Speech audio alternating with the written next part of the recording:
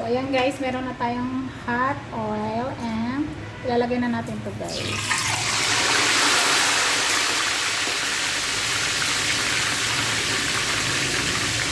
Guys, at ito naman guys ang ating isda for lunch.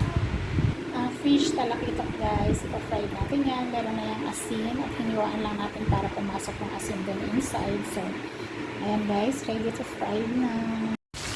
Ayan guys, balik na rin natin yung ating fish.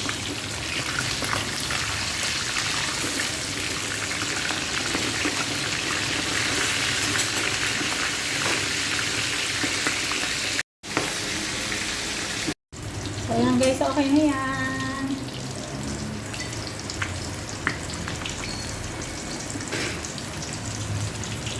So, ayan lang guys. Thank you for watching guys. Bye-bye.